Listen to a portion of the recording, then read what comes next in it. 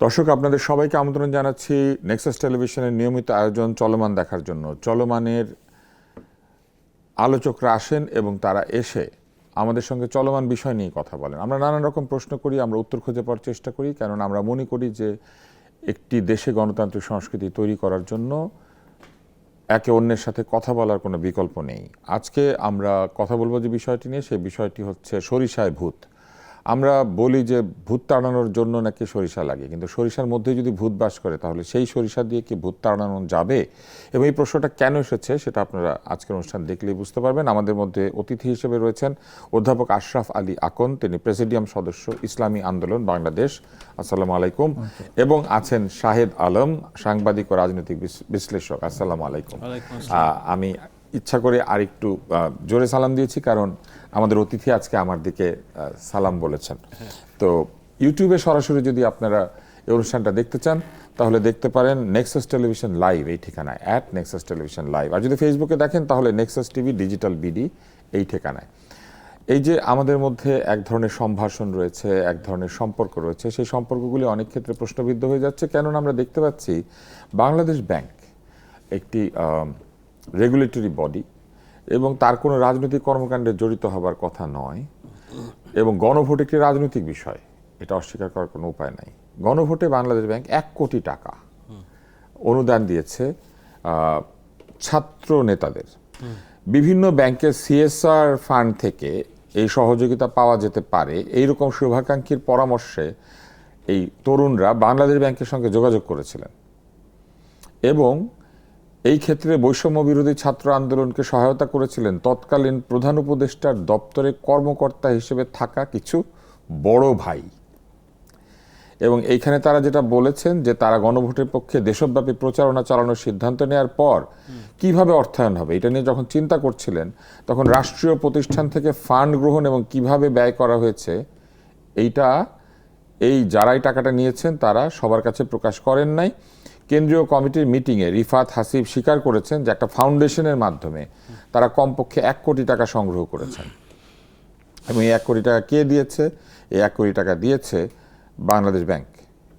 এবং যেহেতু বৈষম্য বিরোধী ছাত্র আন্দোলন সরকারের রেজিস্টার্ড কোনো সংগঠন না এবং বাংলাদেশ ব্যাংক কোনো নন রেজিস্টার্ড কাউকে ফান্ড দিতে পারে না, সেই জন্য তারাই স্বীকার করেছেন যে তারা স্যাড নামে একটা ফাউন্ডেশন তৈরি করেছেন এবং সেই স্যাড নামে ফাউন্ডেশন তৈরি করার উদ্যোগ নিয়ে তার অধীনে টাকা এনেছেন বা এইটা করেছেন আর কি। এবং বাংলাদেশ ব্যাংক তাদেরকে 1 কোটি টাকা দিয়েছে চুক্তির শর্ত পূরণ করে। সেই টাকা বাংলাদেশ ব্যাংকের রেজিস্টার্ডকৃত অডিট ফার্ম দিয়ে অডিট করিয়ে বাংলাদেশ ব্যাংকে পাঠিয়েও দিয়েছে। এখন মূল বিষয় হচ্ছে বৈষম্য বিরোধী ছাত্র আন্দোলন টাকা চেয়েছে, কিন্তু সেই টাকা তাদের নামে আনে নাই, না এনে তারা টাকাটা এনেছে একটা ফাউন্ডেশনের নামে সম্ভবত। এবং সেই জন্য তারা 12 কোটি টাকার প্ল্যান দিয়েছিল এবং দেওয়ার পরে তারা স্যাড নামে একটা ফাউন্ডেশন করার উদ্যোগ নিয়ে এই টাকাটা নিয়ে আসেন এবং তারা রেজিস্টারকৃত অডিট ফার্ম দিয়ে অডিটও করিয়েছেন। এখন প্রশ্ন হচ্ছে যে এই যে অর্থনৈতিক প্রক্রিয়া, এটা তো একটা অনৈতিক অর্থনৈতিক প্রক্রিয়া, কেননা এই ফাউন্ডেশনের তো কোনো অস্তিত্ব থাকার কথা না। টাকা আনার জন্য তারা ফাউন্ডেশন কেন বানাবেন? আর গণভোটের প্রচারণার জন্য একটা ফাউন্ডেশন তৈরি করে ফেলতে হলো, তাই না? এবং এইটা তারা বলেছেন। এখন আশরাফ আলী আকন, আপনার কাছে জিজ্ঞেস করছি যে এই কর্মকাণ্ডটাকে আপনি কিভাবে দেখেন, যে বাংলাদেশ ব্যাংক 1 কোটি টাকা দিয়েছে আজকের যে আপনি এবং এটা এক ধরনের ভূত থাকা না, মানে যে সরিষার অর্থনৈতিক কর্মকাণ্ড সবচেয়ে স্বচ্ছ থাকার কথা, সেই সরিষা নিজেই ভূত হয়ে দেখা দিয়েছে। কারণ তারা কিন্তু আমাদের ব্যাংকগুলিকে মার্জার করেছে। তারা বলেছে যে তারা 5টা ব্যাংককে এক জায়গায় করবে, কারণ আমানতকারীর স্বার্থ রক্ষা করতে হবে। এই 1 কোটি টাকা ভাগ ভাগ করে 100 টাকা করে আমানতকারীদের দিলেও তো হইতো। তারা গণভোটে প্রচার চালাতে গেল কেন? যে ব্যাংক তদারক করতে পারে না, তার তদারকির অভাবের কারণে সাধারণ আমানতকারী তাদের টাকা হারিয়েছেন। যারা কথা দিয়েছিলেন রমজান মাসের আগে এনবিএফআইগুলিকে টাকা পরিশোধ করবেন, সেটা তারা করেন নাই, মিথ্যা কথা বলেছেন। কিন্তু ওই সময়ই তারা কোটি টাকা দান করেছেন বিভিন্ন সংগঠনকে এই গণভোটে প্রচারণা চালানোর জন্য। এমনকি ওই সময়কার যিনি গভর্নর, তিনি তার এলাকার একটা কোনো স্কুলে বা এই ধরনের কোনো একটি সংগঠনে তিনি টাকা দিয়েছিলেন বাংলাদেশ ব্যাংক থেকে।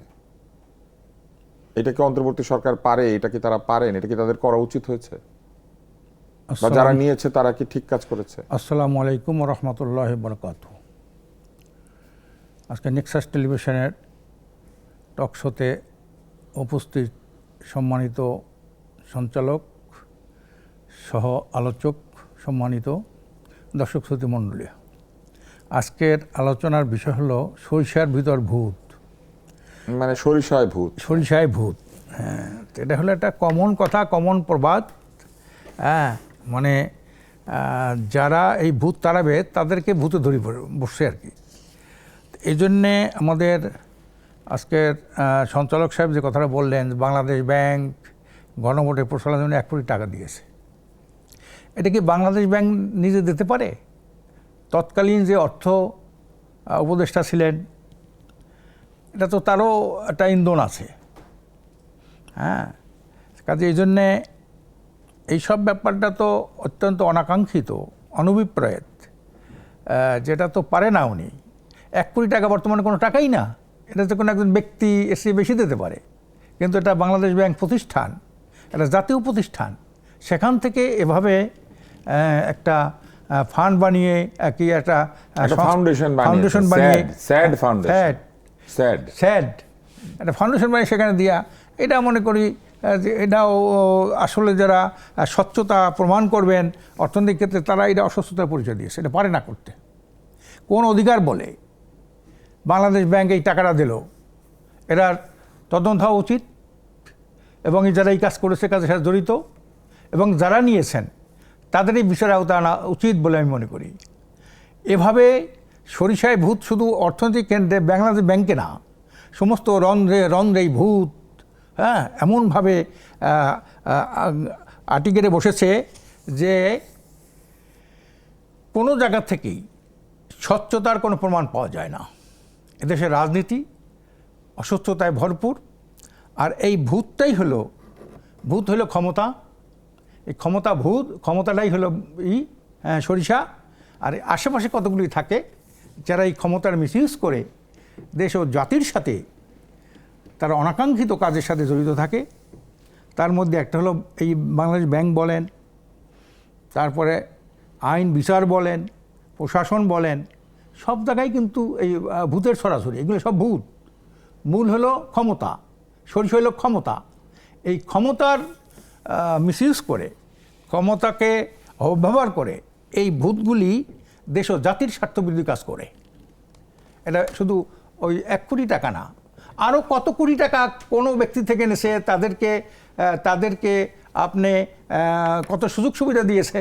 হ্যাঁ, এই যে এগুলো ভূত, এগুলো সব কিন্তু ভূত। কাজে এই সরিষার ভূত, এটা নূতন কোনো কথা না।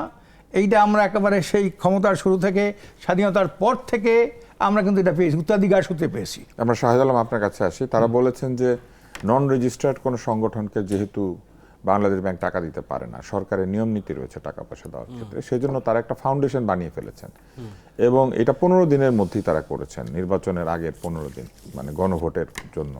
এবং তারা এটাও বলেছেন 5 কোটি টাকার চুক্তি নাকি তারা করেছিলেন, মানে 5 কোটি টাকা দেওয়ার কথা ছিল। এবং তারা এটাও বলেছেন যে তারা এটা করার জন্য একটা ফাউন্ডেশন বানিয়েছেন। এদিকে তাদের যারা সহযোগী, তারা অভিযোগ করেছেন যে এই টাকা কোত্থেকে এসেছে, কিভাবে আনা হলো, কেমনে হলো, এইটা তারা এই বৈষম্য বিরোধী ছাত্র আন্দোলনের যে কমিটি, সেইখানে তারা বলেন নাই। তো এরাই তো সরিষা, মানে এরাই তো বলেছিল রাষ্ট্রকে তারা মেরামত করবে, ক্ষমতাকে কাজে লাগিয়ে রাষ্ট্রীয় পয়সা এনে নিজেরা কাজ করা, এগুলো তারা বন্ধ করবে। কিন্তু তারাই তো ভূতিয়ে দেখা দিল। তারা বাংলাদেশ ব্যাংকের মতো একটি জায়গা থেকে তারা সিএসআর এর নামে বা জনস্বার্থে টাকা আনার নামে এই কাজটা করলো। আর বাংলাদেশ ব্যাংক কেন এদেরকেই টাকা দিবে? একটা নবগঠিত একটা ফাউন্ডেশন কিংবা একটা রাজনৈতিক মত আছে এরকম একটা পক্ষকে কেন টাকা দিবে? এই টাকা তাহলে এই ছাত্র আন্দোলনকে কেন দিবে? অন্যদের দেয় নাই কেন? জামাত ইসলামকেও তাহলে দিতে পারতো, বিএনপিকেও দিতে পারতো। প্রচারণা তো অনেকেই চালিয়েছে। আমার মনে হয় যে এই প্রশ্নের উত্তর সবচেয়ে ভালো দিতে পারবেন আমাদের খুবই সম্মানিত গভর্নর আহসান এস মনসুর সাহেব। ওনার ব্যক্তি, মনসুর সাহেবের প্রতি আমি অনেক অনুরক্ত এবং তার অনেক কর্মকাণ্ড নিয়ে আমি খুব ইতিবাচক আলোচনা করেছি। বিশেষত ওনার যেসব অর্থনৈতিক কর্মকাণ্ড, এসালমের ফান্ডিং, ঋণ নিয়ে উনি সোচ্চার ছিলেন, এইসবের কারণে ওনাকে খুব একটা জায়গা থেকে আমরা দেখতাম, কিন্তু দুর্ভাগ্যজনকভাবে সত্য, যেমন ডক্টর আতিউর রহমানের নিয়ে যেই হাইপ ছিল তার আমলেও যেমন আমাদের 8,000 কোটি টাকা ফাঁস হয়েছে, তো ওনার মতো এরকম হাইপওয়ালা একটা গভর্নর তার হাত দিয়ে যখন 1 কোটি টাকা গিয়েছে বাইরে নিয়ম বহির্ভূতভাবে, এটিকে আমি দেখি টিপ অফ দ্য আইসবার্গ হিসেবে। আমরা দেখেছি সুজনও নাকি এরকম টাকা পয়সা নিয়েছে, এখন অভিযোগ সুজন উঠেছে। সুশাসনের জন্য নাগরিক বদিউল আলম সাহেব, ওনারা তো এই ঐক্যমত কমিশনের ছিলেন, সংস্কার প্রক্রিয়ার সাথে ছিলেন। এটা কনফ্লিক্ট অফ ইন্টারেস্ট হয় কি না, অথবা তিনি বলবেন যে না আমি যখন নিয়েছি তখন আমি এই প্রতিষ্ঠানে ছিলাম না, অন্য কেউ ছিল। এখন এটা বিষয়টা ওরকমও শোনা যায় ডক্টর ইউনূস গ্রামীণ ব্যাংকের জন্য যখন কেউ নিবে তখন এটা বলবে যে না আমি তো আর ব্যাংকের দায়িত্ব নাই, কিন্তু এইসব নানান বিষয় আসতে পারে। কিন্তু মূল যে বিষয় সেটা আমি বলার চেষ্টা করছি, এটা আমার মনে হয় টিপ অফ দ্য আইসবার্গ, অর্থাৎ মূল অনিয়ম, অর্থনৈতিক যে অনিয়ম সেটার গভীরতা আরও অনেক গভীরে। এবং খেয়াল করবেন এই বিষয়টা সামনে আসতো না যখন তারা বৈষম্য বিরোধী ছাত্র আন্দোলনকে গুটিয়ে, এই গুটানোর কাজটা তারা এর আগে আরও 2-3 বার করেছে, কিন্তু আবার ওপেনও করেছে। এখন তাদের ভিতরে একটা ইন্টারনাল ফাইট আছে, যেমন রাজনৈতিক দল থাকলে একটা ছাত্র সংগঠন লাগে, জামায়াত ইসলামের যেমন ছাত্র শিবির আছে, বিএনপির আছে ছাত্র দল, তেমনি এনসিপি তাদের যে ছাত্র সংগঠন, সেই ছাত্র সংগঠন হিসেবে কি বৈষম্য বিরোধী ছাত্র আন্দোলন দায়িত্ব পালন করবে, নাকি ছাত্র শক্তি বলে একটা সংগঠন আছে সেটা দায়িত্ব পালন করবে? এটা নিয়ে নানান রকম টানাপোড়েন আমরা দেখতেছিলাম।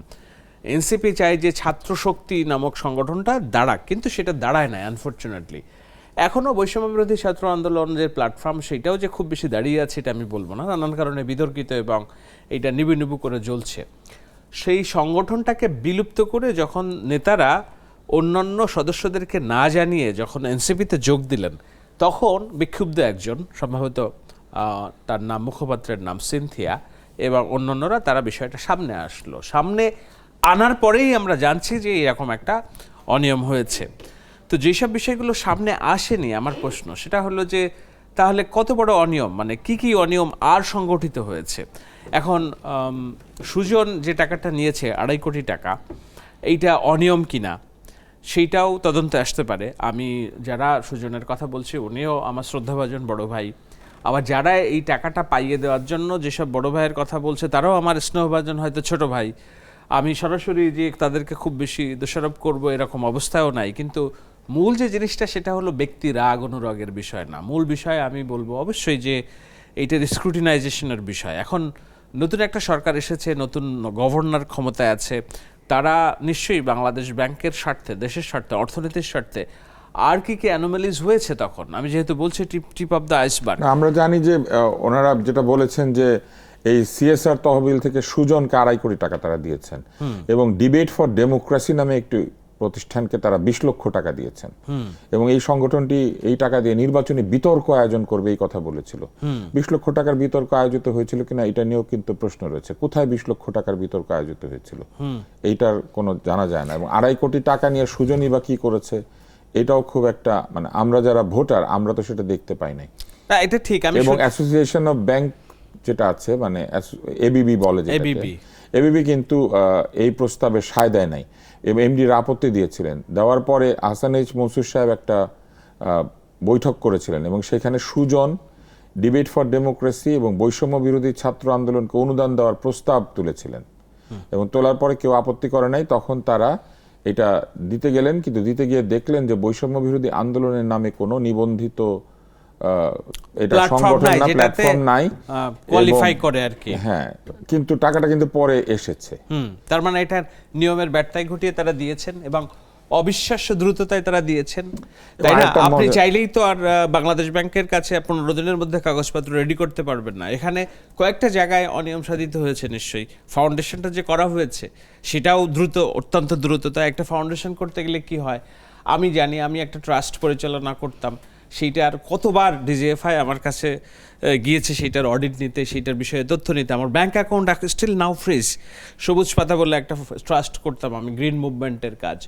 তো যাই হোক, এখন যখন ফাউন্ডেশন, তারা সমাজসেবা অধিদপ্তর এখানে জড়িত, সমাজসেবা অধিদপ্তর যারা ফাউন্ডেশনের অনুমতি দেয়, এখানে একটা আইন আছে, যে আইনে বাংলাদেশ ব্যাংকে আইনটা করেছিল, বিধিমালা করেছিল এবং বলেছিল যে কিভাবে সিএসআর এর টাকা খরচ করতে হবে। সেখানে বলা ছিল যে সিএসআর এর 30% শিক্ষায়, 30% স্বাস্থ্যে এবং জলবায়ু পরিবর্তন জনিত ক্ষতি প্রশমন ও অভিযোজন খাতে 20% এবং অন্যান্য খাতে, যেমন আয় উৎসারী কার্যক্রম, অর্থাৎ যে মানুষকে সেলাই টেলাই শেখানো বা মানুষকে ভোকেশনাল ট্রেনিং দেওয়া, দুর্যোগ ব্যবস্থাপনা, অবকাঠামো উন্নয়ন, ক্রীড়া ও সংস্কৃতি, এইসব ক্ষেত্রে 20% অর্থ খরচ করা যাবে। এছাড়া প্রধানমন্ত্রী শিক্ষা সহায়তা ট্রাস্ট তহবিলে সিএসআর এর 5% অনুদান হিসেবে সবসময় দিতে হবে, বাধ্যতামূলক। এইটা ছিল বাংলাদেশ ব্যাংকের নির্দেশনা। কিন্তু বাংলাদেশ ব্যাংক নিজে তার টাকা কিভাবে গণভোটে খরচ করলো, এইটা তারা দেখাতে পারে যে শিক্ষায় হয়তো শিক্ষা দিয়েছে, গণভোট দেওয়ার শিক্ষা দিয়েছে। আমি বলছি যদি তারা ফাঁকফোকর বের করতে চায় হয়তো করে, কিন্তু সেখানেও প্রশ্ন আসে। দেখুন, গণভোটটার বিষয়ে এত বিষয় ছিল, সরকার প্রথমে পুরো রাষ্ট্রযন্ত্র কিন্তু এটার পক্ষে। আমরা আপনার কাছে আবার ফিরবো, আমাদের একটা বিরতির সময় হয়েছে, আমরা বিরতি নিয়ে ফিরছি চলমানে, আশা করছি দেখতে থাকবেন।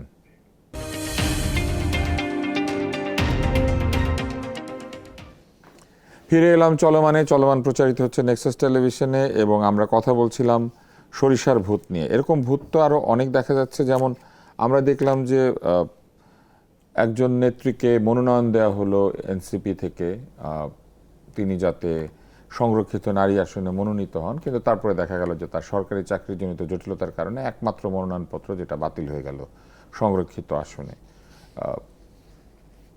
কেন আসলে নিয়ম কানুনের তোয়াক্কা কেউ করছে না, বা এরকম যে একটি ঘটনা ঘটতে পারে এটা কি তারা জানতো না? তারা তো আইন জানে। আর আপনারা কি নারী সংসদে নারী থাকার বিষয়টি আপনারা সমর্থন করেন এখন ইসলামী আন্দোলন থেকে? না, ইসলামী আন্দোলন তো ইসলাম নিয়ে রাজনীতি করে, ইসলামকে রাষ্ট্রীয় ক্ষমতা প্রতিষ্ঠা করতে চায়।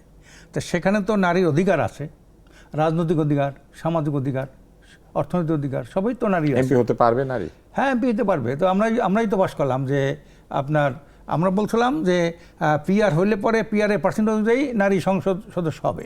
কিন্তু ধরেন এরকম আমরা অনেক জায়গায় দেখেছি, আপনাদের দলের কেউ কেউ বলেন যে নারী আলোচক থাকলে তারা আলোচনা অংশ নেবেন না, কিংবা নারীদের সাথে একই লাইনে তারা বসতে অনেক সময় চান না। সেক্ষেত্রে সংসদে থাকলে কি আপনারা? আমরা যেহেতু ইসলামী দল করি, ইসলাম হলো আমার আদর্শ, তো সেখানে নারী কেমনে চলবে, নারীর সাথে সম্পর্ক কেমনে হবে, নারী কোন কোন অধিকার, এগুলো ইসলামে বলা আছে। সেই হিসাবে আমরা বলি ইসলামের যেই আছে, যেহেতু আমরা ইসলামী নাম ধারণ করেছি, ইসলামী আন্দোলন বাংলাদেশ, সেখানে ইসলাম যদি না থাকে, আপনি তো আমার বিরোধ করবেন যে এটা কি ইসলামে আসলো? এই যে আপনার হেজাব বহির্ভূত যে এই যে অবস্থান, পাশাপাশি অবস্থান, এটা তো ইসলাম অ্যালাউ করে না। সে একজন মহিলা, সারা দুনিয়ায় তো মহিলা। আপনারা যদি কখনো সংখ্যাগরিষ্ঠতা পেয়ে সরকারে যেতেন, তাহলে কি এই আইন বদলে ফেলতেন? সকল নারীকেই না, মানে পর্দার আড়াল থেকে সংসদে থাকতে হবে? আমরা তো এটা আমাদের ম্যানিফেস্টোই আছে, আমরা ইসলামকে রাষ্ট্রীয় ক্ষমতায় প্রতিষ্ঠা করতে চাই। তা সেখানে তো শুধু ওই আলোচনার সংসদ সদস্য না, আপনারা দেখেছেন যে ইরানে নারীরা হিজাব পরে কিভাবে দুর্দর্শ সৈনিক তারা, আফগানিস্তানে কীভাবে দুর্দর্শ সৈনিক তারা, এটা তো হতে পারবে তারা, কিন্তু একটা ফেতনার সৃষ্টি না হয়। আজকে আমরা দেখেন ইসরায়েলে ওপেন হওয়ার কারণে কত অঘটন করছে নারী সৈন্যদের সাথে পুরুষ সৈন্যদের। আমরা এই জায়গায় করছি যে এই ধরনের কোনো অনভিপ্রেত কোনো ঘটনা না ঘটে। এই জন্যই আল্লাহ তাআলা পর্দার কথা ফরজ করেছেন, পর্দাকে ফরজ করেছেন। পর্দা মানে হেসাব মাহফুজা মানে সে হেফাজত, সংরক্ষিত থাকবে। কাজে এটা তো একটা ভালো জিনিস। যত জায়গায় দেখবেন ইফতিজিং হচ্ছে, যত জায়গায় পরকিয়া হচ্ছে, সবই কিন্তু এই বেপর্দার থাকার কারণে। পর্দাশীল কোনো মহিলাকে দেখবেন না যে সে ইফতিজিং করছে। মহিলাদের কোনো ইফতিজিং করছে, ওটাকে বলা হয় যে কি বলে পরকিয়া করছে, এমন ইতিহাস পাওয়া যায়। কিন্তু ধরেন যে টিজিং করছে তার কোনো দোষ নাই, সে দেখতে পেলে ইফতিজিং করবে। চুম্বক লোহা থাকতেই আপনি আকর্ষণ করবেই। এই জন্য দুই চুম্বকের মাঝখানে একটা কাট দেওয়া হয়, যেটা চুম্বক শক্তি। এখানে লোহাকে আর চুম্বককে, লোহাকে আর চুম্বক একজনের হতে আকর্ষণ যে করবে, যে সেই চুম্বক, আর যাকে আকর্ষণ করবে সে লোহা। তো এটা তো হবেই। আপনি যত অঘটন ঘটছে দেশে, নারীদের বিচ্যুতি হচ্ছে, হ্যাঁ, নারীরা ধর্ষণ হচ্ছে, সব বেপরদার কারণে হচ্ছে। আচ্ছা, পর্দা কোনো পর্দাশীল আমরা এবং অনেক সময়- ভদ্র যত মহিলা দেখবেন, যত ভদ্র মহিলা সবাই কিন্তু পর্দাশীল মহিলা। তা আমরা অনেক সময় দেখি যে অনেকেই ওয়াজের মধ্যে সিনেমার নায়িকাদের নাম টাম বলেন, আপনি হয়তো সিনেমা দেখেন না, কিন্তু ধরেন একটা উদাহরণ আর কি, যে সালমান খানের সাথে দেখা হলো রাশ্মিকা মান্দানার, এখানে লোহাকে হবে আর চুম্বককে হবে? যে আকর্ষণ বেশি করবে যদি যার সেই চুম্বক। কারণ সালমান খানও তো একজন চুম্বক, আবার রাশ্মিকা মান্দানার কথা তো একজন ওয়াজে বলেন, আমরা না, দেখেছি। আমি বলছি যে এখন তাহলে চুম্বককে? এটা তো থাকে, এই জন্যই আল্লাহ তাআলা যাতে এইটা হতে না পারে এই জন্যই তো পর্দার বিধান করেছেন। আপনার পর্দা কেন? আপনি যে কোনো একটা জিনিস আপনি দেখেন, একটা ঢাকা ছাড়া আপনি একটা বিস্কুট নেবেন, তাও হাতে গ্লোভস করে বিস্কুটটা উঠাই দেয়, খালি হাতে বিস্কুট উঠায় না, এটা কেউ নেয় না। এরকম অনেক কিছুই তো আছে, মিষ্টি পাতিল ঢেকে রাখে, হ্যাঁ, যে কোনো জিনিসে ঢেকে রাখে।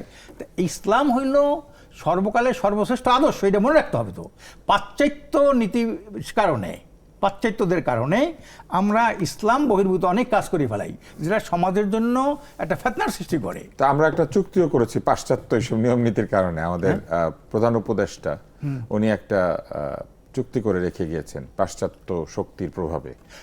ওইটার বিষয়ে আপনাদের কি কোনো মতামত হ্যাঁ, আছে? আমরা মতামত আছে তো, ওনাকে আমরা পরিষ্কার বলছি। আমাকে প্রথম যেদিন উনি আসেন ক্ষমতায় পড়েন, জিজ্ঞেস করছিলাম আমাদের আমির সাহেবের কাছে ওনার ব্যাপারে ধারণা কি। উনি বলছে উনি অর্থনীতি হিসেবে উনি একটা ভালো মানুষ, এটা জানি, হ্যাঁ, দক্ষ মানুষ, কিন্তু রাজনীতি দক্ষ কিনা এটা ওনার কর্মকাণ্ডে প্রমাণ হবে। আমরা ওনাকে তো উনি তো ইসলামের পক্ষের লোক না, এই লোকটা তো ইসলামের পক্ষে না। অন্যান্য কর্মকাণ্ডে কি আপনারা সন্তুষ্ট? ওনার সরকার যা যা করে গিয়েছেন সেসব কর্মকাণ্ডে কি আপনারা সন্তুষ্ট? আমরাই সবচেয়ে বেশি বিরোধিতা করছি তার। আমরা তার সামনে বলছি যে আপনার যে করতেছেন যদি পরিবর্তন না করেন, একটা গণ অভ্যুত্থান না গণ বিপ্লব হবে, এবং এই গণ বিপ্লবে আপনারা দেশ থেকে যেতে পারবেন না। ওনারা কি করেছেন? ওনারা করছেনটা কি? এই যে নির্বাচনী একটা নাটক করলেন, লন্ডন বৈঠক করলেন, কার মাধ্যমে করলেন? যেখানে সালাউদ্দিন ভাই সবচেয়ে বেশি সোচ্চার ছিলেন ডক্টর খলিলুর রহমানের বিরুদ্ধে, তাকে উনি পররাষ্ট্রমন্ত্রী করলেন, কার ইঙ্গিতে করলেন বলেন আপনি? আমরা শাহেদ আলম আপনার কাছে আসি। এই বিষয়টা যদি এই সরিষার মধ্যে ভূত থাকে, যারা সরকারি দল বিরোধী দল, এও তো সরিষা, এর মধ্যে যদি এবার ভূত কাজ করে, যেমন ডাক্তার শফিক ভাই কি বললেন, ওই যে ম্যাডাম ইন্তেকালের পরে গুলশানে গেলেন, যাওয়ার পর উনি বললেন বেগম খালেদা জিয়া যজ্ঞের পাটাতন তৈরি করে হয়ে গেছেন, এই উপর দাঁড়িয়ে আমরা সম্মিলিতভাবে রাষ্ট্র চালাবো, এই কথা বলিয়েছে না? হ্যাঁ, বলিয়েছে। তাহলে উনি ভুল তো কিছু বলেন না, উনি তো দীর্ঘদিন রাজনীতি করেছেন। এখন উনি করেন কেন? এখন হইল না কেন? উনি প্রথম দিনে ওয়াক আউট করে কেন? এটা কারণটা কি? তারপর রাজপথে নামবে, সরকারের অবস্থা হবে হ্যাঁ পতিত স্বৈরাচারের মতো, এই সরকারের মতো, মানে পতিত স্বৈরাচার যেমন পালাই গেছে, নির্বাচনের আগে ছিল, ওনারা ভেবেছিলেন ওনারা ক্ষমতায় যাবেন, এখন তারা ক্ষমতায় যেতে পারেন নাই, তাই নির্বাচনের পরে তাদের ভাষা বদল হয়েছে। নির্বাচনে সবাই মিলে আমরা সরকার চালাবো, তো উনি যাও আর না যাও, একটা দল তো যাবে। তা সেখানে বিএনপি গেছে, ওনারা বিরোধী দলে আছে, বা ওনারা যদি বিএনপি বিরোধী দল থাকতো তা সম্মিলিতভাবে এখন সেটা কি হচ্ছে? শাহেদ আলম, আপনার কি মনে হয় আসলে আমাদের রাজনৈতিক দলগুলি কথা বদলায় এবং তাদের মধ্যে এক ধরনের ভূত আছে, তো আমরা দেখতে পাচ্ছি তারা যা বলেছেন সেরকম আচরণ করছেন না। এমনকি অন্তর্বর্তী সরকার তারাও নিজেদেরকে সর্বোৎকৃষ্ট সরিষা বলেছিলেন, যে তারা এমন ভাবে ভূত তাড়াবেন সংস্কার করে, বাংলাদেশ আর কোনোদিন অতীতের দিকে যাবে না। তারা চুক্তি সই করলে বলেন যে সেটা শ্রেষ্ঠ চুক্তি, তারা সনদে সই করলে বলেন আজকে আমরা সভ্য হলাম, ভোটের দিন তারা বললেন যে আজকে নতুন একটা দিবস জন্ম হলো, নতুন বাংলাদেশের জন্ম হলো, এরকম তারা বিভিন্ন ক্লেইম করেছেন। কিন্তু আমরা তো দেখছি যে তারা যেসব কথা বলেছেন আদতে সেটা করেন নাই। যে সুজনকে টাকা দিয়েছেন, ডিবেট ফর ডেমোক্রেসিকে টাকা দিয়েছেন, আনসলিসিটেড রাষ্ট্রের টাকা এটা দিয়ে দিয়েছেন, এটা কে তদারক করেছে কেউ জানে না। এবং নিজে 1 বছরের জন্য এসএসএফ নিয়েছিলেন, ওইটা আবার কমে 6 মাস হয়েছে শুনলাম। তো মানে নিজের বেলায়ও তো উনি রাষ্ট্রের টাকা খরচ করার ব্যবস্থা করে গিয়েছেন, নিজেই নিজের নিরাপত্তা নিয়েছেন, নিজের কর নিজে মাফ করে দিয়েছেন। এখন বিষয় যেটা হলো সেটা হলো যে উনি যেটা দোষ দিলেন এই সরকারের, আমি হয়তো এইভাবে দিব না, কিন্তু আমি দেখি যে এই সকল অনেক অনিয়মের বইটা ডক্টর ইউনূসের আমলেই খাতা খোলা হয়েছে আর কি, যেইটার মাসুল দেওয়ার সময়টা হচ্ছে এখন। যেমন এই যে ঐক্যমত কমিশনের নামে ওনারা যেই কমিশনটাতে ছিলেন, আমি খুব ঘোর বিরোধী ছিলাম। আমি তো ঐক্যমত চাই এবং আমি চাই সংস্কার, কিন্তু এই সংস্কারের নামে একটা নির্বাচিত সরকারকে হাত পা বেঁধে ফেলার যে তাড়না কিংবা প্রচেষ্টা হয়েছে, এবং সেটা করতে গিয়ে চাপিয়ে দেওয়ার যেসব মহোৎসব হয়েছে সেইগুলো কারেক্ট করার ফেজে এখন বিএনপি আছে। বা আমি মনে করি এটা খারাপ শোনাতে পারে, কিন্তু এগুলো কারেক্ট করা, যেমন আমি একটা শোতে বলে আসলাম, যেমন গুম কমিশন কেন এখন হইচই হচ্ছে যে গুম কমিশন নিয়ে কেন। আমি তো বলি যে এই অবস্থায় নাবিদ ইদ্রিসের কমিশন রিপোর্ট দিয়েছে, ওইটা যদি ইচ অ্যান্ড এভরিথিং বাস্তবায়ন করে তাহলে এই দেশের আর্মির সাথে সম্পর্ক, সরকারের সম্পর্ক ভালো থাকার কোনো কথা না, ট্রাস্ট বিল্ডিং থাকে না। একটা 18 কোটি 20 কোটি মানুষের দেশে আপনি আর্মিকে, প্রতিরক্ষা বাহিনীকে ডিস্টেবিলাইজ করে তাদেরকে কনফিডেন্সে না রেখে তাদের আস্থার সংকটের জায়গাগুলো অ্যাড্রেস না করে যদি আপনি হুবহু যেই সরকার, কোন সরকার, ডক্টর ইউনূসের সরকার, যেখানে প্রত্যেকটা স্লোগান ছিল ক্যান্টনমেন্ট উড়ায় দাও, আর্মিকে ডিসপ্লেস করো, যেমন এটা মন মানসিকতা একজন দুইজন নেতার কথাটাই, যেমন ওদের খালিদুজ্জামান নামক ঢাকা সদরের যে প্রার্থী মিলিটারি পুলিশের রুলস ব্রেক করার সময় যেসব কথাবার্তাগুলো বলেছিলেন, আমি নতুন করে বলতে চাই না, আপনাদের নিশ্চয়ই মানুষ জগতে ভেসে আছে সেসব কথাবার্তা, এইসব থাকবে না, এইসব উড়ে যাবে সোশ্যাল মিডিয়াতে। তো ওনাদের এই পুরা গভর্নমেন্টের অ্যাপ্রোচটাই ছিল এরকম, এবং রাজনৈতিক দলগুলো বিশেষ করে জামায়াত ইসলাম, এনসিপি, এবি পার্টি, তারা একই সুরেই কথা বলতো, এবং এদেরই আজ্ঞাবহ একজন ব্যক্তি, ওনার নাম সামথিং ইদ্রিস, নাবিল ইদ্রিস, ওনার নেতৃত্বে যে গুম কমিশন, সেই কমিশনের সব যদি আপনি বাস্তবায়ন করতে যান তাহলে একটা দেশের প্রতিরক্ষা বাহিনী থাকে না, তাদের আস্থার সংকট তৈরি হবে। আমি তো জানি যে ডক্টর ইউনূসের শেষ সময়গুলোতে বিশেষ করে 6 মাস কোনো ইন্টেলিজেন্স রিপোর্ট সরকার পাইতো না, দূরত্ব এত বেশি। তো আপনি যেভাবে ইউনূসের সরকার চলেছে ওই একইভাবে একটা নির্বাচিত সরকার চলবে, এবং 5 বছর 10 বছর তারা ক্ষমতায় থাকবে।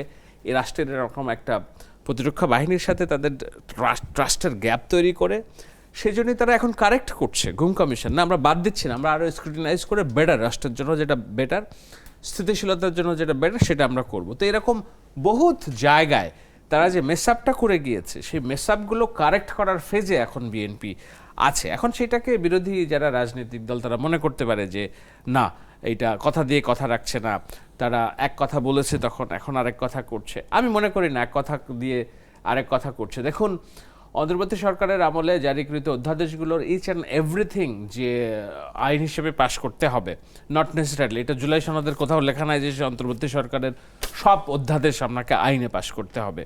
ওইটার মধ্যে যেসব জিনিসগুলাকে রাষ্ট্রের জন্য মনে করছে যে সাংঘর্ষিক না, তারা সেগুলোকে এক দফায় পাশ করে দিচ্ছে, বাকিগুলোকে মোর স্ক্রুটিনাইজেশনের জন্য তারা রেখেছে। তো এখন আমি বলবো যে না, ধরেন এই যে রাষ্ট্র ব্যবস্থাকে মেস আপ করার কিছু কাজ, কিন্তু জবাবদিহিতার কোনো জায়গা থাকবে না। উনি মেস আপ করে চলে গিয়েছেন, কিন্তু উনি নোবেল পেয়েছেন, তাই তাকে কেউ কিছু জিজ্ঞাসা করবে না। এই যে একটা চুক্তি করে রেখে গেলেন, এটা তো বেশ কঠিন চুক্তি। হ্যাঁ, কঠিন চুক্তি, যেই চুক্তির বাস্তবায়নের জন্য ওই সরকারের কিছু ঘানি লোকজনকেও এখন টেনে নিতে হচ্ছে বর্তমান সরকারে। আমরা হয়তো জানি না এটার ব্যাখ্যাটা কি, হয়তো সময় আসলে ব্যাখ্যা নিশ্চয়ই আমরা চাইবো, আপনারাও চাইবেন, কিংবা অন্যরাও চাইতে পারে। কিন্তু ওই যে বললাম যে কিছু বিষয় আছে যেগুলোর প্রপার ব্যাখ্যা না। এখন জবাবদিহিতার যখন কথা বলছেন, জবাবদিহিতামূলক সরকার ব্যবস্থার জন্য সবচেয়ে বড় অ্যাডভোকেসিটা যারা করেছে তারাই তো জবাবদিহিতার অগোচরে অনেক অনিয়ম করে ফেলেছে, তাই না? তো সেই জায়গাগুলোতে আমরা কার কাছে ব্যাখ্যা চাইবো? এইটা যদি আমরা ব্যাখ্যা চাইতে চাই তাহলে হয়তো হোল 2 বছরের শাসন ব্যবস্থা স্ক্রুটিনাইজেশনের মধ্যে পড়তে পারে। আমরা এই পর্যায়ে একটা ছোট্ট বিরতি নেই, বিরতির পর আমরা ফিরে আসবো। আমরা আরো কিছু বিষয় নিয়ে কথা বলবো, রাজনীতি কোন দিকে এগুচ্ছে এবং আমরা কোন কোন জায়গাতে আসলে জবাবদিহিতার সংকট অনুভব করছি, বিশেষ করে অন্তর্বর্তী সরকার এবং ওই সময় নেওয়া বিভিন্ন সিদ্ধান্ত, যে সিদ্ধান্তের জোয়াল এখনো টানতে হচ্ছে এই সরকারকে।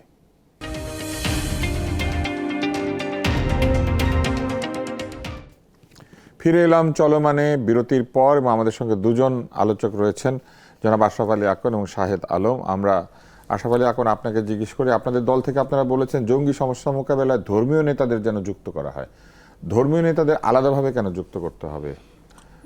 অন্য কোনো সমাজের অন্যান্য সেক্টরে কেউ না, শুধু ধর্মীয় নেতা? জঙ্গি সাম্রাজ্যবাদী শক্তি এবং আধিপত্যবাদী শক্তি ইসলামের বুদ্ধে তারা একটা শক্ত একটা অবস্থান নেওয়ার জন্য এই জঙ্গি শব্দ তারা ব্যবহার করে। এই জঙ্গিটা কিন্তু তাদেরই সৃষ্ট। জঙ্গি বলে কি আসলে কিছু নাই? না, এটা হলো ক্ষমতাসীন যারা থাকে, ক্ষমতাকে ই করার জন্য, তার ক্ষমতার যারা এই যে নানান ধরনের বেআইনি তৎপরতার মাধ্যমে বা অস্ত্র ব্যবহার করে বা সন্ত্রাস ব্যবহার করে, ওদের সৃষ্টি। যেমন আল কায়দা, আল কায়দা নামে যেটা ছিল, তারপরে ওই যে আপনার তো ওদেরকে কি বলতে হবে তাহলে, মানে যারা এই ধরনের তৎপরতা করে? না তৎপরতা করে তো তারা টার্মটা কি হবে এইটা আসলে? সৃষ্টি ওই যে আমাদের হলি এড্রিজনে যারা গুলি করে হ্যাঁ, এটা তো একটা মাদ্রাসা ছাত্র না। না মাদ্রাসাকে কেউ খারাপ বলছে না। না, তাই জঙ্গি যেটা মূল বিষয়টা হচ্ছে যে জঙ্গি- টার্মটা আর কি, জঙ্গিদেরকে আমরা কি নামে ডাকতে পারি? এক একটা জায়গায় এক এক ধরনের যারা ক্ষমতাকে নির্বিঘ্ন করার জন্যে এই ধরনের কিছু অজুহাত তারা খোঁজে, তাদেরকে তারা জঙ্গি বলে। আর এই দেশের স্বাধীনতার কিন্তু জন্য যারা এগুলা করে, কেউ তো আছে নিশ্চয়ই এরকম করে, না হলে পরে এগুলো হয় কোত্থেকে? হ্যাঁ, করে তো। এই যে সন্ত্রাসী তৎপরতা বা না, এটা তো করে নিশ্চয়ই। এইটা ওদের সৃষ্ট। এই যে আওয়ামী লীগের শেখ হাসিনা বলছে না, ওই যে ডানমন্ডির ওইখানে হোটেল থেকে একটা জঙ্গি ধরলো। হ্যাঁ, তো ওদের সৃষ্ট। সে তাহলে বলছে, ওদের সৃষ্ট এই, লোকদেরকে তোমরা এই লোকটাকে এহিন না অ্যারেস্ট করলা, এটা দূরে থেকে তো করতে পারলো না। আমি আপনাকে একটু প্রশ্ন আরেকটু খোলামেলা করি। ওদের সৃষ্ট, আপনার এই কথাটা আমরা মেনে নিচ্ছি আজকের এই অনুষ্ঠানের আলোচনার খাতিরে। সেটাই যদি হয়, তো ওদের সৃষ্টদেরকে ওরা যে নামেই ডাকুক, আপনারা আপত্তি করেন কেন তাহলে?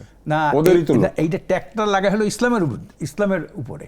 তো জঙ্গি শব্দটা তো ইসলামের সাথে যুক্ত না। একটাও তো মানে এই জঙ্গি টার্মটার বদলে কি বলা যেতে পারে তাদেরকে?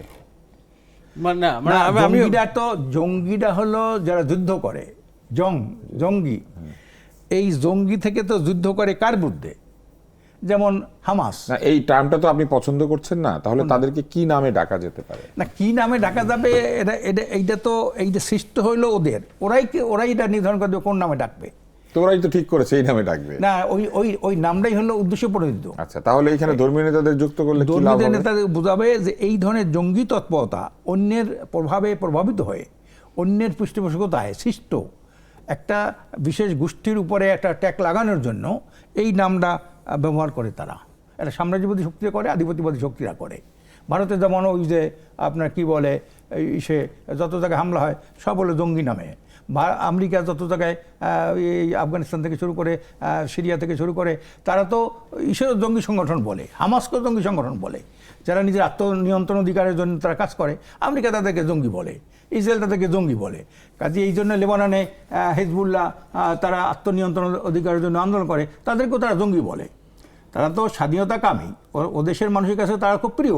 কিন্তু এখানে যারা এরকম করতে চায় বা করে, তারা তো আর স্বাধীনতা কামী না। এদেশে এখানে কারা করে করে না, এটা সরকার ভালো জানে। এটার সাথে ইসলামের কোনো সম্পর্ক নাই, এই সব কাজের সাথে ইসলামের কোনো সম্পর্ক নাই। ইসলাম হলো আন্দোলন করবে, আমি বুঝাবো যে ইসলামী শান্তি, ইসলামিক কল্যাণ, ইসলামী মুক্তি, এই জিনিসটা আমি মানুষের মাঝে ফুটে তুলবো। মানুষেরা চাইলে আমি এটা কায়েম করবো, মানুষ না চাইলে জোর করিও তো তাকে এটা বাস্তবায়ন করানো যাবে না। যারা ইসলাম কায়েমের নামে যারা জোর জবরদস্তি করতে চায়, হঠাৎ মানে কি বলে এটাকে, জবরদস্তিকারীদের আমরা কি নামে ডাকবো? যারা জবরদস্তি করতে চায় তাদেরকে আমরা কি নামে ডাকবো? হটকারী সিদ্ধান্তকারী, তারা হটকারী নামে ডাকবো। হটকারী, এটা হটকারী। এটার সাথে ইসলামের ভাবমূর্তি নষ্ট করার জন্য আপনি চিন্তা করেন, ইসলামে কিন্তু একটা যুদ্ধ, রসুল আমলে 27টা যুদ্ধে রসুল অংশগ্রহণ করেছিলেন। একটা যুদ্ধে কিন্তু প্রথম মুসলমান আক্রমণ করে নাই, ওরা আক্রমণ করছে, এটা প্রতিহত করছে। সেটাই তো ইসলামের ইতিহাস। কিন্তু যারা কিনা সেই ইতিহাস জানে না, অথবা ইতিহাসকে অন্য খাতে প্রবাহিত করে, ইমামদেরকে, আলেমদেরকে সম্পৃক্ত হওয়া উচিত। তাহলে আপনি মনে করছেন তাদের, মানে আলেমদের কথা তারা শুনবে? তারা তো ইসলামের বিরুদ্ধে কাজ করছে। তারা তাগুত মনে করে। কারা? যাদেরকে কথা জঙ্গি বলা হচ্ছে, এরা আপনাদেরকে তাগুত মনে করে? না, এমন কেউ মনে করে বলে আমার জানা নাই। না, এই যে ভোট ব্যবস্থার ভোট ব্যবস্থা, গণতন্ত্রকে তারা তাগুতি শাসন মনে করে। না, এটা একজনে করতেই পারে, এটা তারই না। এদেরকে তারপরে যারা ক্ষমতা যায়, ইসলামের কথা যারা বলে তাদেরকে মৌলবাদী বলে না। এদেরকে আপনারা প্রোটেক্ট করবেন নাকি আইনের শপথ করবেন এদেরকে? না, আমরা তাদের বোঝানোর চেষ্টা করব। ও, আপনারা বুঝলে বুঝবে, আমি বোঝানোর চেষ্টা করবেন, সেটা ঠিক আছে। কারণ যে কোনো মানুষকে আপনি ভালো পথে আসার আমন্ত্রণ জানাতে পারেন। অনেকটা কিন্তু তাদের যেন হিদায়া হয় সেই চেষ্টা করতে পারেন। না, কিন্তু আমার প্রশ্নটা অন্য জায়গায়। অনেকে কিন্তু ম্যানেজ হয়ে গেছে। আমার প্রশ্নটা হলো যে এগুলো ধর্মীয় বিষয়, তো আমি এগুলোতে যেতে চাই না, কিন্তু প্রশ্নটা হলো যে উনি, আমি আসলে ধর্মীয় বিষয় হিসেবে আমি যেতে চাই না। এক্স্যাক্টলি আমি করেছি যে তাদেরকে যেহেতু বলা হচ্ছে যে তাদের মোকাবেলা করার ক্ষেত্রে ধর্মীয় নেতাদের যুক্ত করতে হবে। হ্যাঁ, তো আবার এটাও বলা হচ্ছে যে এই সমস্যার সঙ্গে ধর্মের কোনো সম্পর্ক নেই। আচ্ছা, এখন ধর্মীয় নেতা বলতে কি বুঝাচ্ছি আমরা? আলেম ওলামা যারা ইমাম আছেন। এখন একটা বিষয়ে তো 5 জন আলেম তো একমত হইতে পারে না। নির্বাচনের আগে বাংলাদেশের সকল আলেম বলল জামায়াতে ইসলাম তারা মুনাফেকের দল এবং এটা অনইসলামিক বিষয়, যদি আপনারা ভোট দেন এই রাষ্ট্র ক্ষমতা আমাদের সব কিছু শেষ করবে। আবার জামায়াতে ইসলাম বলে যে ওরা সব নষ্ট, আমরাই আসল ইসলাম। আমি বোঝার চেষ্টা করছি, মাওলানা তাহেরি বলে হচ্ছে কুফুরি, জামায়াতে ইসলাম কুফুরি, আব্বাসী বলে জামায়াতে ইসলাম কুফুরি, আবার এনসিপি বলে যে বিক্রমপুরী আমাদের না, হারুন ইজাহার আমাদের না। এখানে একটা তো আমি দ্বিধাদ্বন্দ্ব আছে। আমার প্রশ্নটা খুবই সহজ। না আপনি আমার প্রশ্নটাও সহজ। যদি আমরা ভাই আমার প্রশ্নটাও সহজ। ওনাদের দাবি অনুযায়ী আলেমোলাদেরকে সম্পৃক্ত করা, কোন আলেমোলাদেরকে সম্পৃক্ত করব আমি?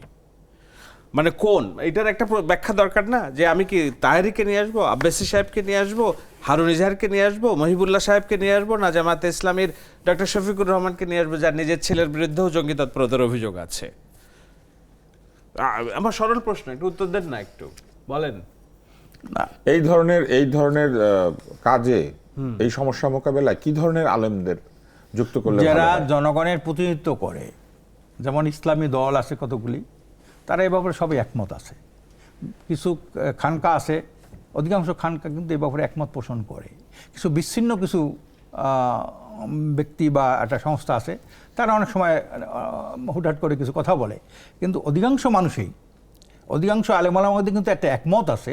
যেমন নির্বাচন, এই নির্বাচনের ব্যাপারে দুই একটা বিশেষ দল ছাড়া, তাও বিচ্ছিন্ন কিছু ছাড়া অধিকাংশ আলেমালামারা মনে করে এই প্রক্রিয়া নির্বাচন হওয়ার মাধ্যমে নির্বাচনের এই প্রক্রিয়ায় ইসলামের দাওয়াতটা ঠিকমতো দেওয়া যায়, ইসলামের সুফল মানুষকে তুলে ধরা যায়। দুই একজন হয়তো আর বলে যে এটা হারাম, এটা কুফরি, এটা অমুক ইত্যাদি ইত্যাদি। এদেশের বড় বড় যারা আলেম ছিল, হাফিজুর থেকে শুরু করে তারপরে আপনার কি বলে ওটাকে, আপনার এই যে সেগুলো থেকে শুরু করে সবাই কিন্তু নির্বাচন করেছেন, সবাই নির্বাচন অংশগ্রহণ করেছেন। কাজে কেউ যদি এদেশের মানুষ যাদেরকে ইসলামের মুরব্বী মনে করে, তারা কিন্তু সবাই নির্বাচন করেছেন। দুই একজন হয়তো হঠাৎ করে বলতে পারে যে নির্বাচনই নাই।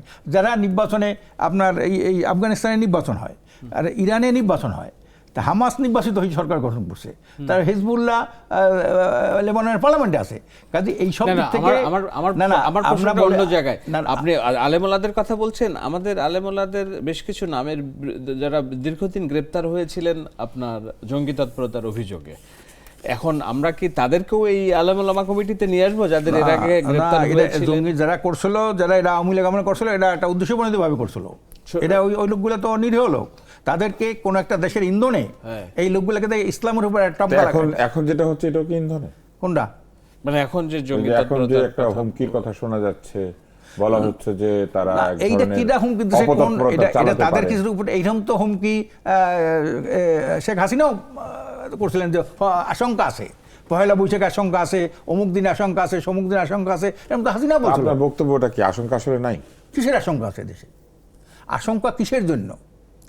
যারা দেশবিরোধী, মানবতাবিরোধী, ইসলাম বিরোধী কাজ করে ওদের আশঙ্কা, কিন্তু যারা দেশপ্রেমিক, হ্যাঁ দেশ জাতি মানবতা নিয়েছে, তাদের কোনো আশঙ্কা নাই। তাদের আশঙ্কা থাকবে কেন?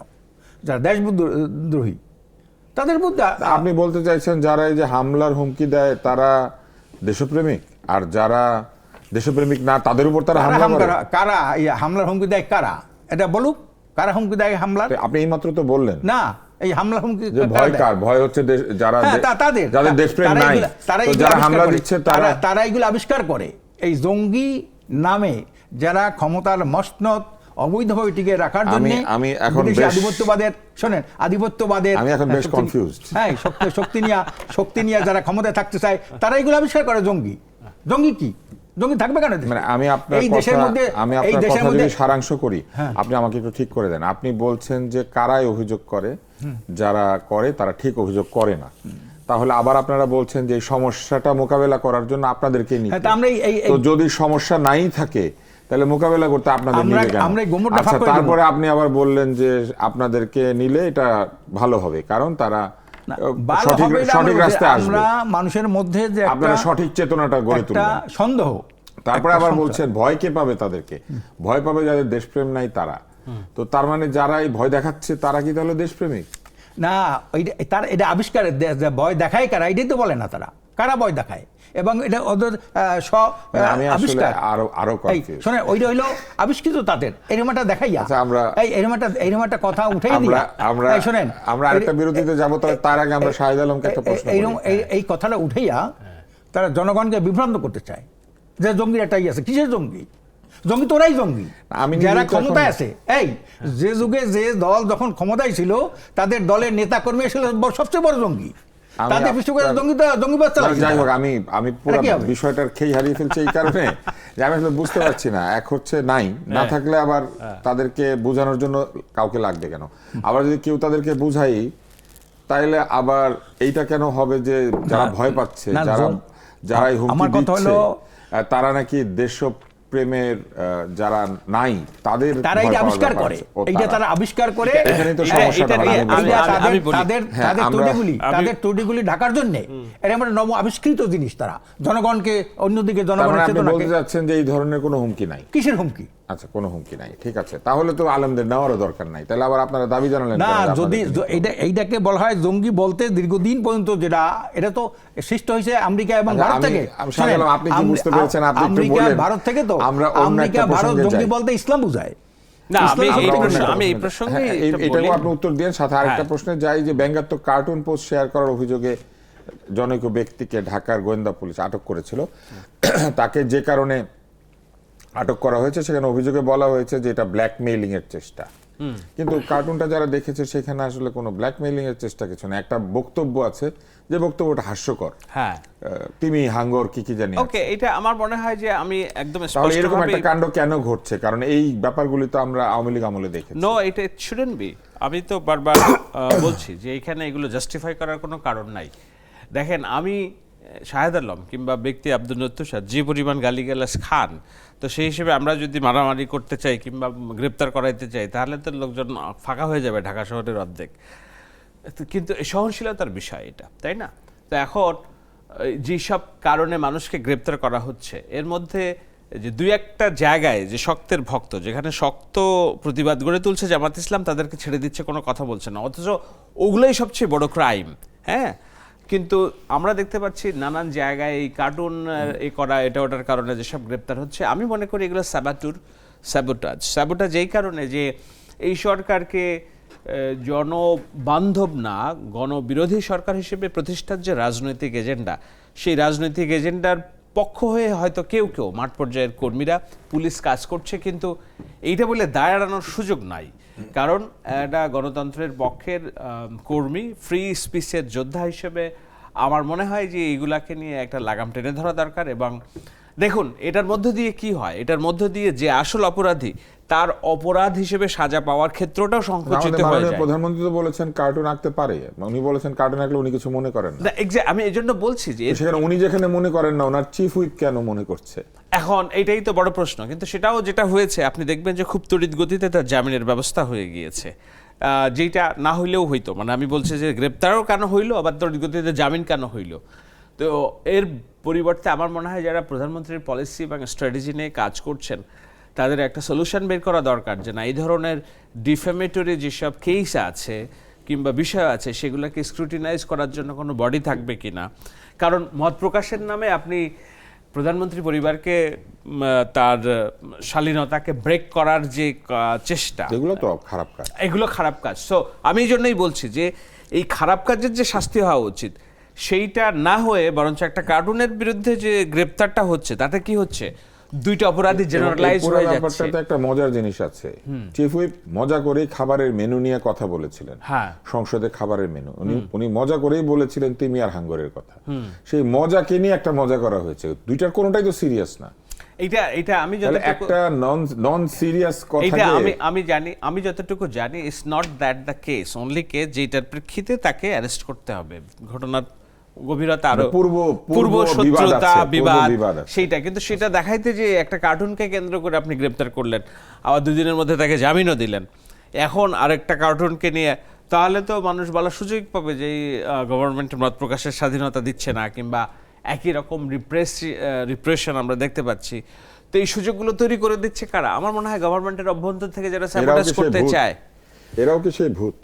না, এরাও তো ভূত, শস্যের ভূত, এরা অবভিয়াসলি এরা ভূত।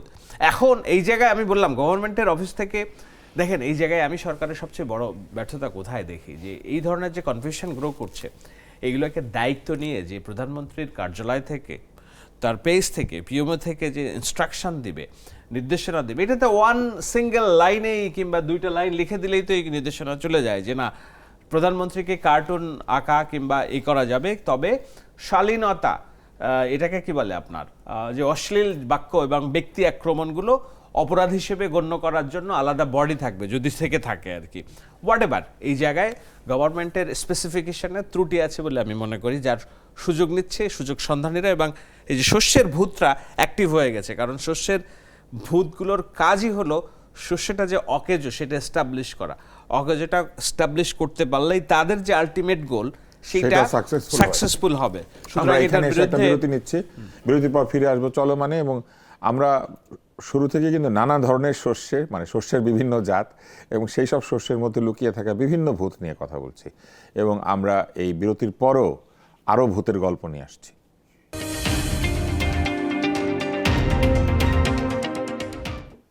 ফিরে এলাম চলমানে, এবং চলমান কথা বলছে আজকে ভূত নিয়ে। ভূতের কোনো অস্তিত্ব নাই, কিন্তু সরিষার অস্তিত্ব আছে। ধারণা করা হয় সরিষা দিয়ে ভূত তাড়ানো হবে, কিন্তু যখন সরিষা নিজেই ভূতে পরিণত হয়, অর্থাৎ অকার্যকর সরিষা হয়ে যায়, সেটা নিয়ে আমরা গল্প করছিলাম। এবং এখন আমরা দেখতে পাচ্ছি যে বিভিন্ন জায়গাতেই এই ধরনের নানান বিভ্রান্তি ও নানান ধরনের বৈপরীত্য আমরা পরিলক্ষিত হচ্ছে বলে আমরা আজকের আলোচনাটা করছি। নওশাদ জমির বলেছেন কতবার সংসদ সদস্য হওয়া যাবে এটাও সীমাবদ্ধ করে দেওয়া উচিত। নওশাদ জমিরের বাবা একসময় স্পিকার ছিলেন এবং সম্ভবত তারপরে রাষ্ট্রপতিও হয়েছিলেন। তো তিনি বলেছেন যে কতবার সংসদ সদস্য হওয়া যাবে এটা সীমাবদ্ধ করে দেওয়া উচিত। এবং তিনি ব্যক্তিগত অভিমত হিসেবে বলেছেন যে তাহলে এমপিদেরও 2, 3 বা 4 বার ফিক্স করে দেওয়া উচিত, যে তারা এরপর আর এমপি হতে পারবেন না। এটা কতটুকু আপনি মনে করেন যে শাহেদ আলম ঠিক আছে এই বক্তব্যটা? আই ডোন্ট নো, মানে এটা উনি কোন জায়গা থেকে এইগুলো বলছেন। নওশাদ জমিরের চিন্তা ভাবনার সাথে আমাদের অনেকের চিন্তা ভাবনা, আমেরিকায় কিন্তু এরকম অনেক আছেন, ইউরোপেও বিভিন্ন দেশে আছেন যারা সেই ছোটবেলায়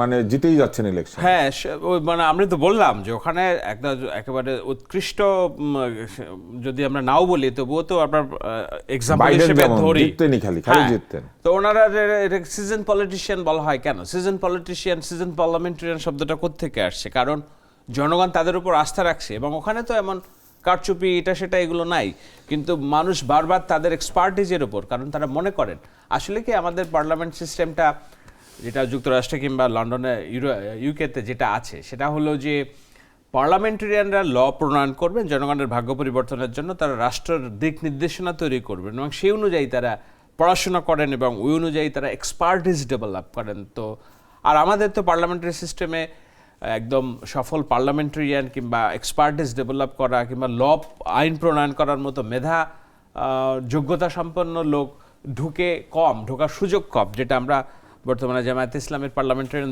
দেখলে আমরা বুঝতে পারি।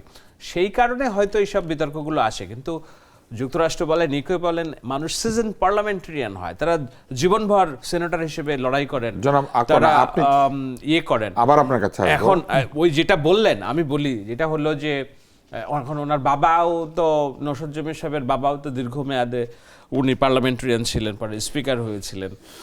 আমি দেখলাম যে আরও কোনো বিষয় নিয়ে তিনি বিতর্ক তুলেছেন।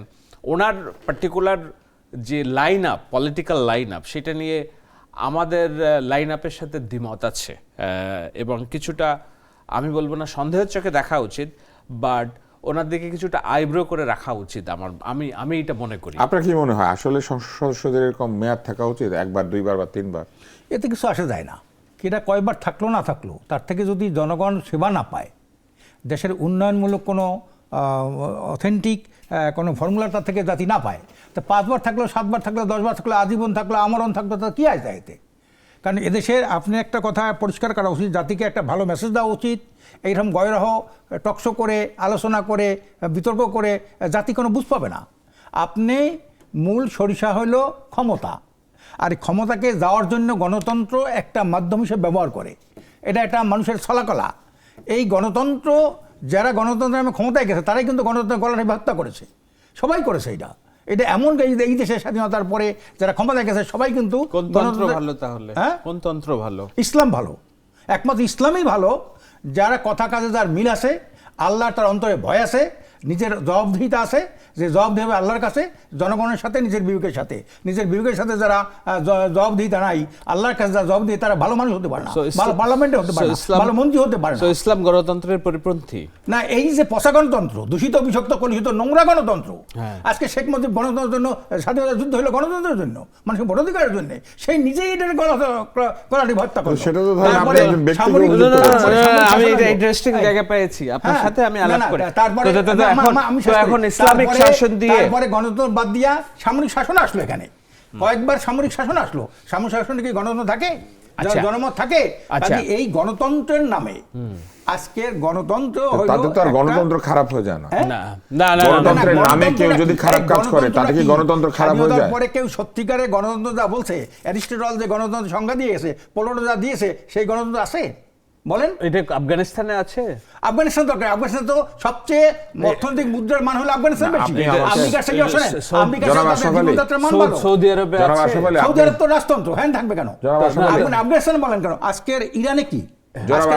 আপনি আমাকে একটা সহজ প্রশ্ন নির্বাচিত হয়ে সরকার আইলো, সেইটার ভেঙে দিল আমেরিকা। অথচ আপনি আমাকে একটা প্রশ্ন উত্তর দেন, রাজতন্ত্র সেইটাকে পাহারা দেয় আমেরিকা। তো ওটা খারাপ? সৌদি আরবেরটা তো খারাপ নাকি? গণতন্ত্র তো নাই। না, খারাপ কিনা, যেটা খারাপ ভালো মানুষের জনাব আশরাফ আলী, আমি আপনার কাছ থেকে একটা উত্তর চাই। আপনি একটা প্রশ্ন উত্তর দেন। সেটা হচ্ছে যে গণতন্ত্রকে কেউ যদি ক্ষতিগ্রস্ত করে, সেটা তো যে ক্ষতি করেছে তার দোষ, সবাই তো করেছে, কিন্তু গণতন্ত্রের দোষ। আপনি গণতন্ত্রকে কেন খারাপ বলছেন? যে সরষে দিয়ে ভূত, সেই সরষে বাজে ভূতে, হ্যাঁ গণতন্ত্রই তো ভূতে ধরছে, গণতন্ত্রই তো ভূতে ধরছে। ভূতের দোষ, এটা গণতন্ত্রের দোষ? হ্যাঁ গণতন্ত্র দোষ, গণতন্ত্র একটা ভূত, গণতন্ত্র তো একটা ভূত। আবার আমি কনফিউজড হয়ে যাচ্ছি। না, কখনো হবেন কেন? আপনি গণতন্ত্র দোহাই দিয়ে দেয় স্বাধীন হয়েছে না? সেই শেখ মুজিব গণতন্ত্র হত্যা করছে না? তারপরে মাশাআল্লাহ কি গণতন্ত্র, এরপর মাশাআল্লাহ আইছে না? বলেন। তা এই যে গণতন্ত্রের নামে যারা অপকর্ম করে, দুনিয়ার অপকর্ম, সেই অপকর্ম ডাকার জন্য গণতন্ত্র একটা সামনে মুখোশ।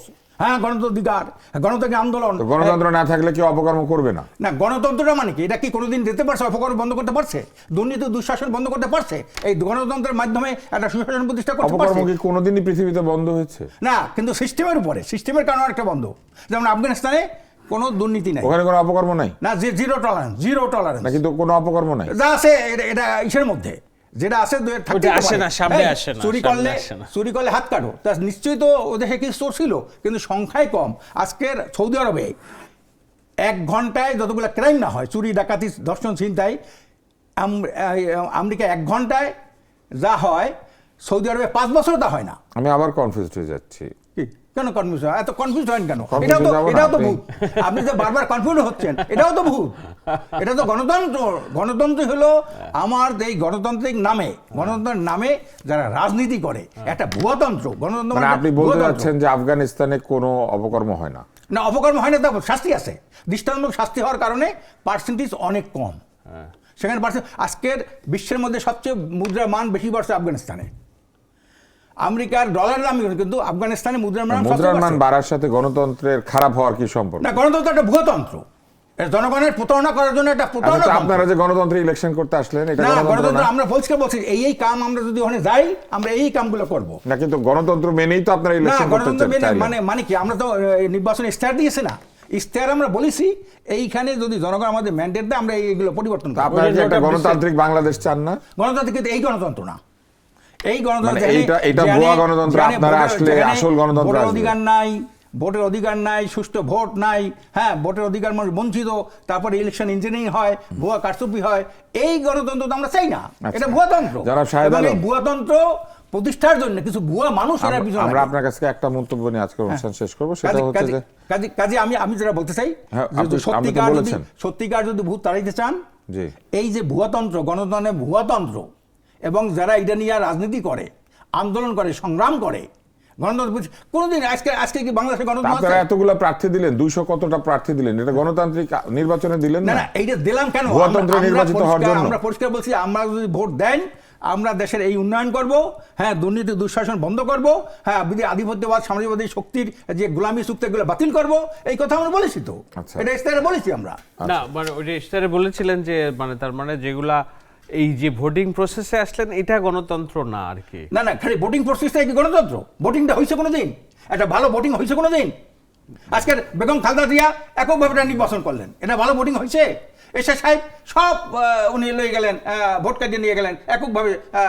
তো আপনারা তো ইতিহাসে এই প্রথম একটা আসন পেলেন, তো ভালো ভোটিং হয় না? না, এর আগেও পাইছি, বহিষ্কার করে দিছি। এর আগে 96 সালটা পাইছিলাম, ওটা বহিষ্কার করছি আমরা। ওই এমপির একজন এমপি বহিষ্কার, কারণ আমরা এবার করেন নাই। না, এবার যদি আমাদের নীতি আদর্শ না মানে, এখন সামনে দেখা যাবে কেউ কেউ করে, কিন্তু উনি করছিলেন গোলাম ম্যানাব পাথরঘাটা এমপি, নুরুল ইসলাম মনির যেখানে, ওইখানে কিন্তু আমাদের একজন এমপি হয়েছিল গোলাম সরা হিরু। গোলাম সরা হিরু আমাদের এমপি, কিন্তু ওরে আমরা বসতে বলছি যেখানে, ও ফলোর ক্রস করছে। ফলোর ক্রস করার কারণে আমরা তাকে বহিষ্কার করে দিয়েছি। সিপিবির সাথে কথা বলে আমি তাদের বহিষ্কার, আমি গেছিলাম নিজে ওরে বহিষ্কার করার। ধরেন আমরা এই পর্যায়ে এসে আজকে শেষ করি। শাহেদ আলম, ধন্যবাদ। না, শেষ করাটাই ভালো, কারণ হচ্ছে আমি এরপরে কি বলতে হবে আমার মাথায় কিছু নাই আসলে বলার মতো। হ্যাঁ, তো শেষ করা ভালো। ভুয়াতন্ত্র বাদ দেন, ভুয়াতন্ত্র বাদ দেন, এই ভুয়াতন্ত্র জনগণকে আর প্রতারণা করবেন না। মানে এখানে আমি বিতর্ক করে কত আজকে আসলে যেটা ঘটলো সেটা হচ্ছে, আমরা তো সরিষা ভূত নিয়ে আলাপ শুরু করেছিলাম, কিন্তু চলমান চলতে চলতে আমরা দেখলাম যে আলোচনার মধ্যেই ভূত ঢুকে পড়েছে। আমরা কিছুতেই কিছু বুঝতে পারছি না। এর কারণ হচ্ছে ভূতের কোন দিকে মাথা কোন দিকে পা এটা বোঝা যায় না। ভূতের পা সামনের দিকে না পিছন দিকে এটাও নাকি বোঝা যায় না।